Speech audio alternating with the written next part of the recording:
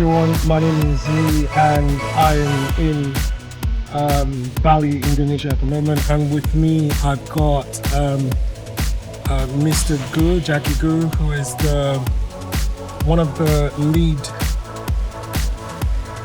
people in terms of powertrain technology and development at Xpeng.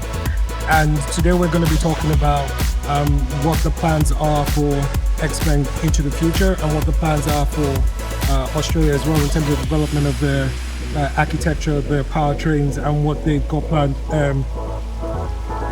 plans for the future. So, without further ado, welcome to the show. Okay. Can I just get you to give me a big background about yourself? Okay. And then we will then gradually move into conversations about Xpeng and the development cycle that you've got at the moment. Okay. So hi everyone. So I'm Jacky Group. I'm the head of Xpeng Powertrain team. So our group is in charge of Xpeng company powertrain system development, including the battery pack, e-drive unit, and also power electronics. The other, the powertrain subsystem control stuff. Okay. And also, Xpeng is the new energy vehicle startup company, right? Which was built up in 2014. So we are a young company, but we are the most so-called new energy vehicle industry, high-tech company. Yes. We invest a lot for autonomous drive. Yeah. Right, to leading this, I think the autonomous drive system. Yeah. And also we are doing a lot of engineering effort and innovation development for powertrain. Okay. So my question would be, do you find it flattering that you're compared to Tesla, or you're known as the Tesla of China? Yeah, I think Tesla is very famous company, right? So engage on the pure electric vehicle product development, and also Tesla is own a lot of new the technology, right? Including the powertrain and the autonomous drive FSD stuff. Yeah. Right? I think I think that in China, so Xpeng is the one the high-tech car makers, right? Which philosophy pretty much close to the Tesla, right? And also both of those companies are engaged on the new tech development, right? And so I think we doing a lot of study from Tesla, Okay. and we know what Tesla advantages in autonomous drive, powertrain. So I think but we know our China market customer, application requirement, right? And also we know the difference, right, between China market and the global market, right? And also based on this, the marketing study and the customer application requirement, we will do some technology differential from the Tesla, right? For example, from powertrain perspective, right, technology perspective, we engage a lot, effort on the fast charging, Yes. This is a function, right? We would believe is somehow different from the Tesla, right? Yeah. That is evident in the fact that almost all your cars come in with 800 volt architecture versus Tesla models, which is still coming in with 400 volt architecture. Right. Which then kind of leads me to my second question. And I've noticed that the new cars that are coming in are predominantly rear-wheel drive only. Where? Rear-wheel drive. Oh, okay. So they have only one electric motor on the rear. You've kind of moved away from the performance Right. models of the cars. Yeah. Is there any reason for that? Yeah, because this zero drive the system, right? We got a lot of benefit for the so-called premium size car, right? And also because this system has been released in our the first MPV, the car, right? Yes, the X9. Right. Because the size is so big, right? In China, so because if the customer want to drive this car, smoothly, easily, right? So this subsystem function can help the car can so drive on the road, I just think it easily, Okay. because the rotation, the circular, right, is much smaller than Yeah. the normal MPV, right? Right. So I think this is one of the kind of customer requirement analysis result, right? We know that the value proposition of the system, so we determine to develop this system and install it our the MPV, right? Right. Okay. So for me, for example, I've liked the G6. Yes. I like the G9 more than I like the G6. Oh, okay. And I was waiting, for example, in Australia, that we would get the performance model, the all-wheel drive version. Okay. And we don't know if that's going to come in. You mean all-wheel drive? All-wheel drive, yeah. Okay. The front and the rear, okay. Yeah, front and the rear. Okay. And I noticed that the new G6, the updated facelift, there's no all-wheel drive. Yeah. The G7, I haven't heard anything about an all-wheel drive either. No. So I think normally our the powertrain, the architecture is capable to deploy this four-wheel drive for the vehicle. Yeah, I think this configuration and the obviously deployment it just depends on the marketing requirement. Okay. So technically we are capable, we are ready, but I think that's really depends on the different marketing requirement. Okay. So and also this is kind of the platform delay.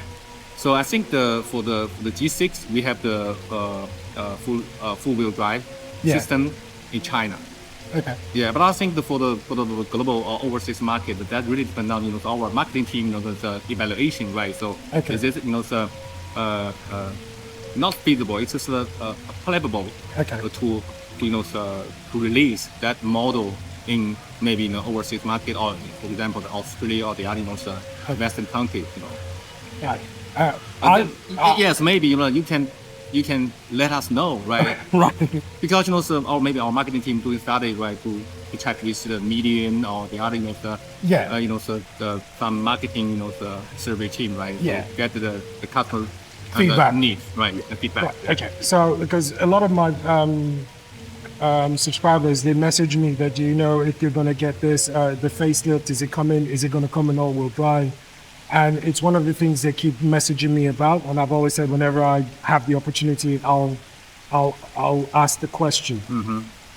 Now, I'm very, very impressed with something that you've done. And I'm going to be cheeky and ask you a follow-on question after I acknowledge what you did. Oh, no problem.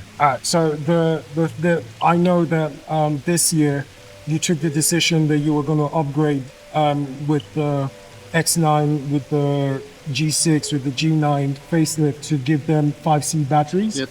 And which then means that the cars are not capable of charging much quicker, 10 to 80%, about 15 to 12 to 15 minutes. 5 minutes. 12 minutes, perfect.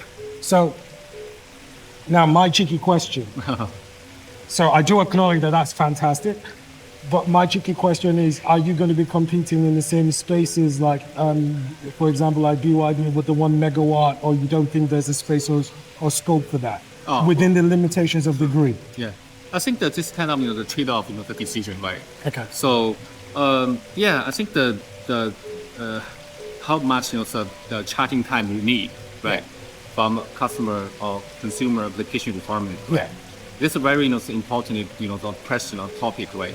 So I think that for the user who drive the BEV, right, the car, so they need quicker charging, some shorter charge time, right? Yeah.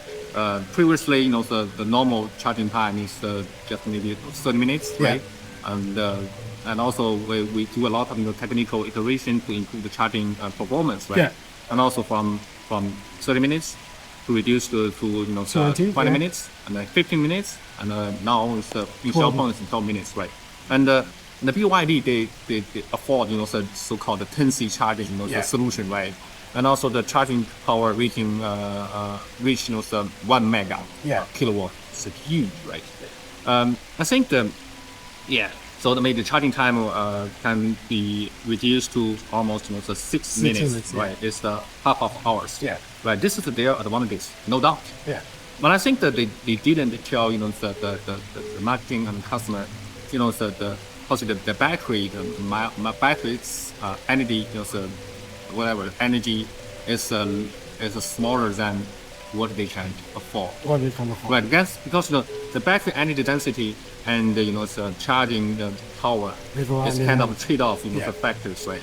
So if you increase charging power, right, your battery energy density will be reduced, right? It's a kind of trade-off. The trade-off. So maybe Tesla, the BYD make a decision, right? They just afford you the shorter time.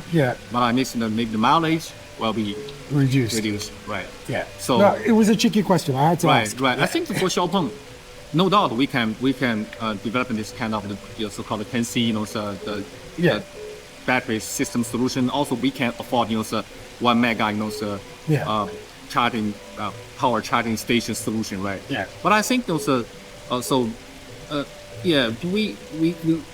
just feel the balance. And currently we can afford the 5C, right?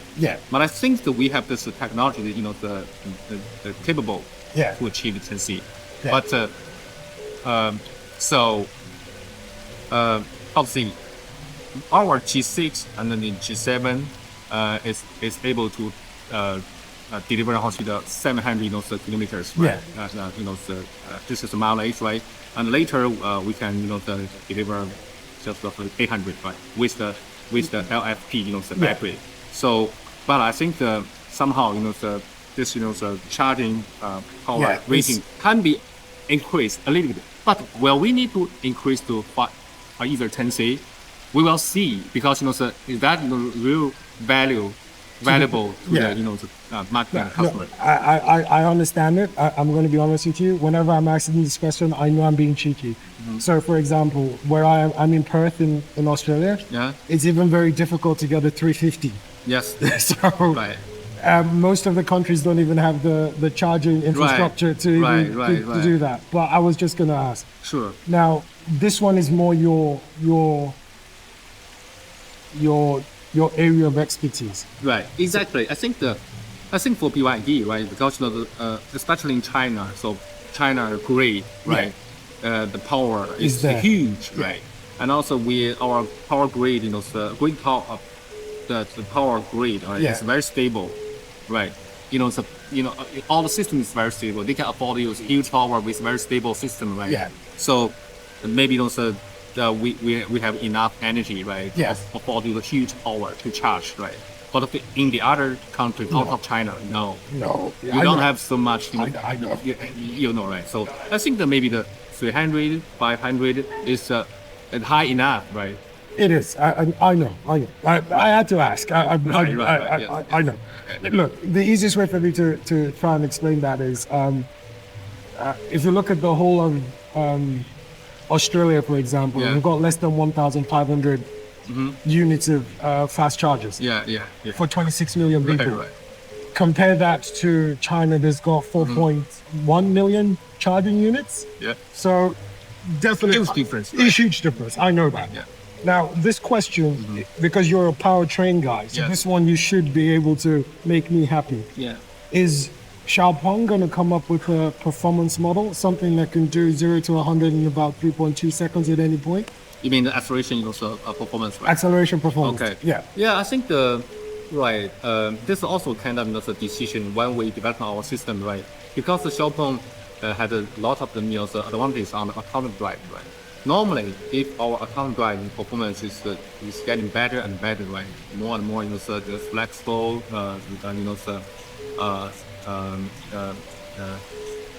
obviously this safe, much more safe. So I think we don't have very intention to improve the acceleration performance. For the BEV, increase the motor power, motor torque, easily to achieve the higher, higher, acceleration performance, right? Yeah. For the motor stuff, right? Yeah. So, but I think because we engage on the autonomous drive, right? Normally for the vehicle, autonomous drive would drive, the car, so not so high speed, right? Okay. And also especially for the acceleration, right? Yeah. But I think for powertrain, we can develop and deliver the high torque, high power, no doubt from technically, right? Yeah. But do we need develop this high kind of high power, the driveline system? For now, we don't. Okay. We don't. But I think that we own this technology. That's really depend on the product requirement definition, right? Okay. So I think for example, we have the new P7. Yes. The new P7 will release soon, right? Yeah. Maybe next month will release. Yeah. So that new P7 we have the four-wheel drive, the system, right? And also in acceleration performance will be less than 4 seconds. Okay. So I think this can afford a very high passion drive. Yeah. The feeling, right? So I think if the customer or some of the marketing department, whatever the high power drive, the system, Yeah. we can afford. And but in my opinion, so I think that in the future, more and more people, right, if they are they like autonomous drive, so maybe they don't need to drive the car aggressively, right, or with high speed. Yeah. But this is just my private opinion. If our marketing team is doing a lot of the studies, so we need help somehow in the future, right, to develop this kind of system, and we can do that. Okay. Because the feedback I get is that a lot of people are very, very well impressed with your cars. Yeah. They like the design, they like the comfort. There are a few things that you've made as choices that they don't agree with, but a lot of them also would like to have that feeling that they've got a performance car available to them that they can drive that will be their thing. Okay. And even if it's not for everyone, the fact that the option is available is something. Sure. Now, I think this is probably this is a question for me, for example. Okay. I love the cars. Yeah. And I was very, very surprised when the CEO decided that he was going to take the LiDAR bit off the cars. And I know you're a powertrain. Yeah. But isn't now that you've got the Turing chip, there's got that vast array of processing power, isn't it possible to consider putting the LiDARs back in as a safety precaution for your autonomous driving? What means the light, the... LiDAR. A LiDAR, okay. Oh, yes. I think currently our autonomous drive system is developed based on the fully, camera, the sensor system, right? So I think for the LiDARs, it's a laser, sensor. So this is our technology roadmap, right? Okay. So our roadmap is very close to the Tesla, right? Yeah. We would believe that. So if the camera can do everything, right? Because you drive the car, right? You use the eyes to monitor everything, right? So technically, the currently new camera, they are sensitive, the sensitivity and also the resolution, and it's good enough to cover, our autonomous drive, the system requirement. And I think, if you need, the camera sensor, right? You need a lot of, so-called computing, the capable power, right? Yeah. To get data, right? Yeah. And run the data in the model, right? And also accumulate, all the, control, the result, right? Yeah. To drive our powertrain, right? Yeah. So I think that's the reason why. So if you want to do the iteration based on the camera system, right? Your computing the power should be enough. Capabilities should be big enough, right? High speed enough, right? So it means we currently install we embedded in the three, tooling chips, right? Okay. You know the computing the power is the Yeah. 2000 Tops, tops, right? yeah. It's very high, right? So we just keep enough the computing power in the car.